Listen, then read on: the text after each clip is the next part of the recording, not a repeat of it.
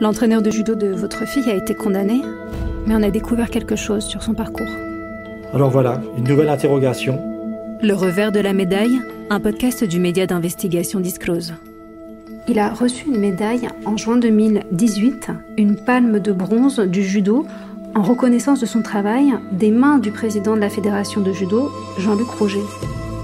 Le judoka, l'ADN et la médaille, épisode 4. Vous le saviez ? Non, je ne le savais pas. Et c'est... Encore une fois, c'est absolument pas normal et ça ne devrait pas arriver et ça devrait... C'est pas normal. C'est choquant. C'est choquant de voir de telles choses parce que... Voilà, on a vraiment le sentiment que notre travail vis-à-vis de la fédération n'a pas servi à grand-chose. Parce que là aussi, on a vraiment le sentiment qu'on n'a pas du tout été entendu, on n'a pas du tout été reconnu. Il est toujours sur le même piédestal apparemment, puisqu'on lui remet encore des palmes. Un de ces organismes auxquels on a envoyé des courriers aurait pu au moins nous prendre contact avec nous interroger, en savoir un peu plus. Non. Donc je pense qu'on était sûrement des gens qui dérangions. Pourtant, le jugement est bien là, sur la table, devant nous, et vous l'avez envoyé à toutes les instances du judo. Donc le jugement date du 31 mai 2007, oui. Donc stipulant que M. El Hadifi est condamné à 24 mois d'emprisonnement, dont 12 mois avec sursis, assorti d'une mise à l'épreuve pendant 3 ans, et lui impose, en vertu de l'article 132-45 du Code pénal, les obligations ci-après. À titre de peine principale, interdiction d'entrer en contact avec des mineurs de moins de 15 ans et la victime, ma fille. Payer les sommes dues à la victime pour l'infraction de agression sexuelle sur mineur de 15 ans par ascendant ou personne ayant autorité. Décerne mandat de dépôt, article 465 du Code de procédure pénale. Quand on va sur le site du comité du Haut-Rhin du judo en juin 2018, il est écrit « De nombreux dirigeants et enseignants ont été mis à l'honneur pour leur engagement et leur dévouement à la cause du judo a été distingué, Mustapha El Hadifi, palme de bronze. À l'issue de l'assemblée, représentants des clubs et personnalités ont été invités à partager le verre de l'amitié dans une ambiance conviviale et fraternelle. » C'est dégoûtant.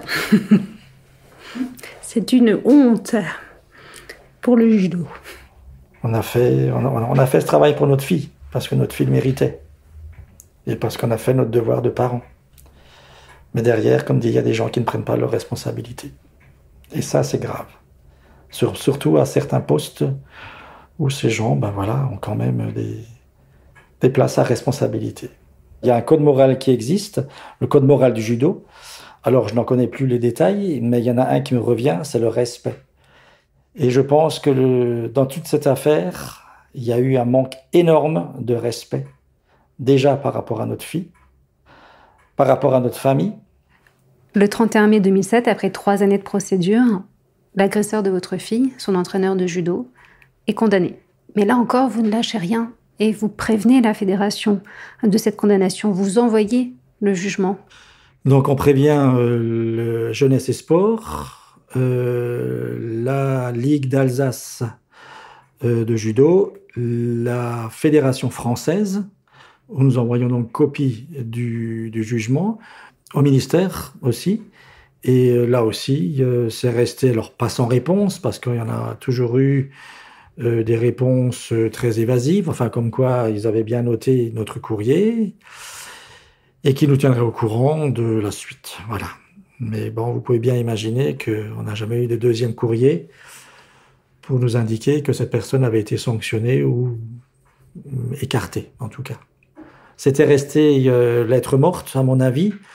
Malheureusement, une fois qu'on avait épuisé tous ces recours, on a dû se contraindre à admettre que voilà, c'était comme ça, que notre fille était une victime de plus, qui ne sera peut-être pas entendue à sa juste valeur.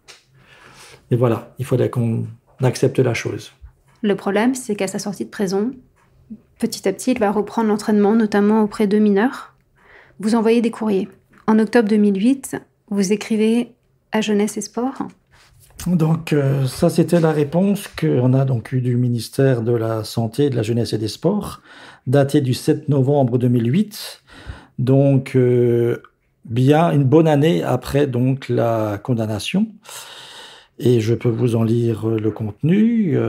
Monsieur, par votre correspondance du 14 octobre dernier, vous avez bien voulu me saisir du cas de monsieur El Hadifi, professeur de judo, qui continuait à enseigner malgré une condamnation pour agression sexuelle sur mineurs de moins de 15 ans. En effet, l'article L363-2 du Code de l'éducation stipule que cet enseignement est impossible à toute personne ayant fait l'objet d'une condamnation pour crime ou pour des infractions précisées dans cet article, entre parenthèses, qui comprend les agressions sexuelles. Après avoir vérifié que cette condamnation figure bien au bulletin numéro 2 de son casier judiciaire, je procéderai ou ferai procéder à la notification à l'intéressé de son incapacité à enseigner. Dans le cas où le désordre persisterait, je saisirai monsieur le procureur de la République. Vous ne vous arrêtez pas là. Quelques mois plus tard, vous écrivez aussi à la Ligue d'Alsace et vous recevez cette réponse. Donc oui, effectivement, la Ligue d'Alsace nous a répondu donc en date du 1er février 2011. J'ai bien reçu votre courrier du 28 janvier 2011. Je vais avoir rapidement une réunion avec notre responsable en matière juridique et je ne manquerai pas de vous tenir informé de la suite que nous donnerons à votre demande. Là aussi, nous n'avons jamais eu de deuxième courrier nous précisant de sa suspension, ou au moins voilà.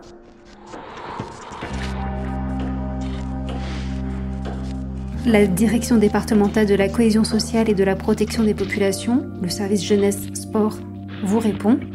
On est le 3 mai 2011 et ça contredit un peu leur premier courrier.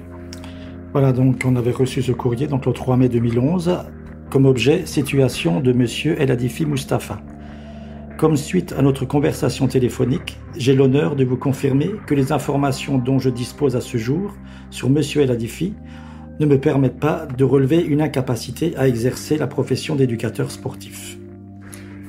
Ce qui est contradictoire par rapport au courrier précédent. Tout à fait, puisque dans le courrier précédent, donc du 7 novembre 2008, on parle bien d'un article, le L363-2 du Code de l'éducation, qui stipule que cet enseignement est impossible à toute personne ayant fait l'objet d'une condamnation pour crime ou pour des infractions précisées dans cet article. Entre parenthèses, qui comprend les agressions sexuelles. On était un petit peu stupéfait de cette réponse, qui voilà, nous donnait de nouveau du fil à retordre. Ils ne peuvent pas nier que ce service-là n'était pas au courant de toute cette affaire. La famille a beau alerter les instances jusqu'au ministère des Sports, cet entraîneur condamné continue d'exercer. Les années passent, c'est un véritable compte à rebours qui démarre, car au bout d'un moment, les peines peuvent être effacées du casier judiciaire à certaines conditions. Nous avons contacté la préfecture du Haut-Rhin, qui nous a affirmé que plus rien n'apparaissait dans les antécédents judiciaires de cet entraîneur.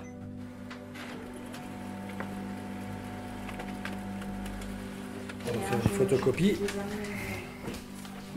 Il y a un sentiment d'impunité, puisque voilà, il a été peut-être condamné, mais notre fille a quand même subi des dégâts, on peut appeler ça comme ça, des dégâts qui, à notre avis, ne sont pas tout à fait résorbés, réglés. Donc voilà, on a le sentiment d'être un petit peu impuissant derrière cette grosse machine qui est la machine administrative, et je crois qu'il y a peut-être aussi de notre part une petite colère en disant voilà, c'est vrai que nous on a fait notre travail, on a porté plainte pour notre fille, et que derrière il y a peut-être d'autres personnes qui n'ont pas fait le leur. On est usé par déjà la longueur de toute cette affaire, et de voir que nous n'avons pas de réponse. On en a assez parce que voilà, on est vidé. Et on se dit quand même que c'est pas normal de mettre en danger d'autres enfants, parce que j'estime qu'on les met en danger, puisque personne ne prévient, personne ne met en garde. Alors je ne sais pas si d'autres vont se réveiller, mais c'est vraiment grave, voilà. On a le sentiment qu'il est couvert, Voilà, notre voix n'a pas beaucoup de valeur par rapport à la sienne apparemment. À mon avis, pour qu'elle puisse, elle, définitivement fermer ce livre, et qui sait qu'il a peut-être plusieurs tomes, il serait peut-être intéressant que cette personne soit effectivement écartée du judo. Difficile de tourner la page lorsque l'entraîneur exerce encore, lorsque son club actuel estime que c'est une erreur judiciaire. À l'époque, ses soutiens avaient même lancé une pétition en sa faveur. Aux arts martiaux de Colmar, Stéphane Panetta, le président du club, est aussi un ancien élève de Mustapha. Nous vous lisons sa réponse au micro de Disclose. Nous, on était derrière lui parce qu'on était persuadés de son innocence. Après, la justice a fait son travail. Il a été condamné et il n'y a rien de plus à dire. La vie a repris son cours. Je peux vous garantir qu'on n'a aucun problème avec cette personne, que ça se passe très bien au niveau des cours. On fait partie des meilleurs clubs régionaux et c'est grâce à son investissement. Il faut respecter ça, il faut respecter l'homme. Seule dans ce combat, la famille finit par obtenir un soutien de taille, une figure du milieu, ceinture noire de judo. Pour immobiliser l'adversaire, le terme japonais, c'est osaikomi. Pendant la procédure, malgré tout, des personnes vous ont aidé, notamment l'ancien président de la Ligue de judo d'Alsace. Alors Freddy, c'est vrai, c'est une personnalité alsacienne. C'est un des plus gros gradés d'Alsace. Il a la ceinture rouge et blanche. Courageux tu seras, ton honneur tu défendras, modeste tu resteras. Je m'appelle Freddy Rosenzweig, enfin Alfred Rosenzweig, mais tout le monde m'appelle Freddy. J'ai 82 ans, j'ai été président de la Ligue d'Alsace à 2 reprises. J'ai eu des responsabilités dans le judo au niveau national et international. C'est ce qu'on appelle un passeport sportif. 62, c'est la date de ma ceinture noire. Dans le judo, on vous enseigne d'utiliser la force de l'adversaire pour le vaincre et donc d'esquiver. Au départ, c'était un art martial de défense. Mais quand c'est devenu un sport, le sport n'est plus une défense, c'est une compétition. Donc on essaye de prendre le dessus sur l'autre. Donc il y a des attaques actuellement dans le judo. Avant que l'affaire n'éclate, comment Mustapha El Hadify était perçu dans le club où vous étiez, où vous l'avez connu? Moi, j'ai connu Mustapha El Hadify aux arts martiaux de Colmar, où il enseignait, où il était responsable de l'enseignement de la section judo. Je me souviens quand les gendarmes m'ont convoqué pour me demander ma perception sur la manière de laquelle il avait pratiqué dans le club dans lequel il enseignait. Pourquoi ils vous ont convoqué? Vous aviez quel statut à l'époque? J'étais président de la Ligue d'Alsace du judo. Donc, moi, j'ai quitté ma responsabilité à la fin de l'Olympiade en 2004 parce que j'étais au courant de rien. Donc, j'ai demandé qu'est-ce qui se passait. Ils m'ont dit que il avait pratiqué des massages et ils m'ont demandé si la pratique de massage était une pratique courante chez les enseignants et j'ai répondu que les massages étaient fortement déconseillés à tout enseignant de judo parce que ce n'était pas de leur compétence. Nous avons vraiment appris la réalité de la situation quand nous avons eu en main le compte-rendu du procès, je crois que ça s'appelle comme ça, où nous avons donc appris qu'il a été condamné. Moi, j'ai transmis ce jugement à celui qui a pris ma succession à la présidence de la Ligue d'Alsace pour qu'il soit informé. Je suppose qu'on lui avait interdit de fréquenter des mineurs. C'est très difficile parce qu'il continuait à faire des cours aux adultes, mais dans un cours d'adultes, il y a forcément des mineurs. Je pense que le club a un certain besoin de cet enseignant parce que c'est un compétiteur et il sait amener certains pratiquants à un niveau assez élevé dans la compétition. Freddy finira par quitter le club. Mustapha, lui, était toujours en poste au moment d'enregistrer ce reportage.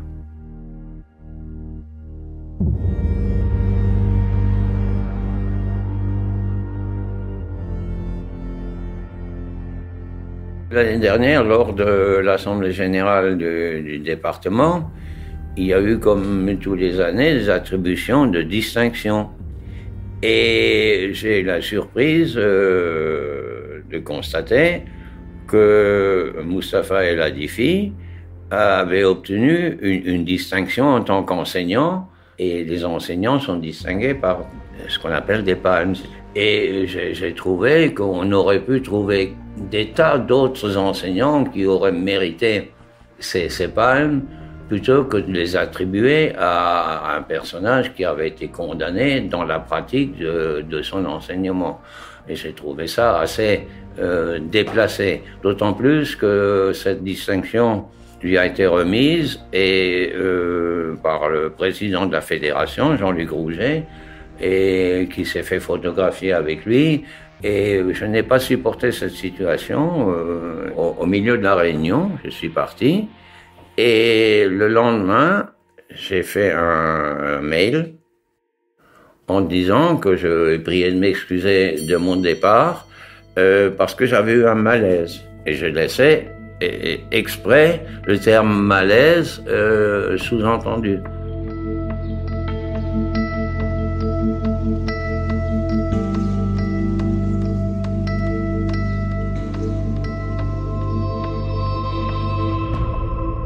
Les récompenses ne s'arrêtent pas là.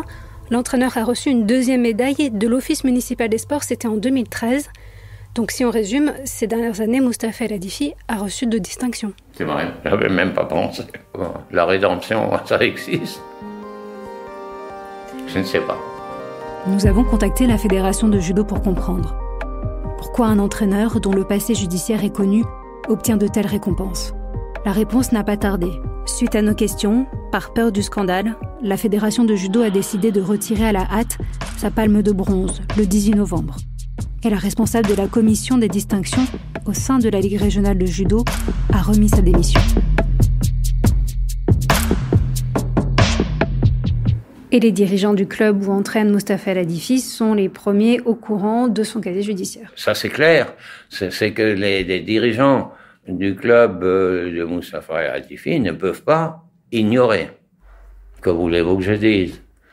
Je ne souhaite pas être juge. J'essaie de vivre dans le monde dans lequel nous vivons, avec un certain nombre d'injustices que nous subissons et qui heurtent ma conception de la morale, mais on prétend avoir un code moral dans la pratique du judo, que nous essayons d'ailleurs de transmettre en même temps que les techniques, un code de comportement qui est issu de la chevalerie japonaise et qui s'appelle le Bushido, Bushi étant le guerrier japonais. En toutes circonstances, tu te contrôleras, l'amitié, tu chériras, respectueux, tu seras, la politesse, tu pratiqueras, toujours sincère, tu resteras.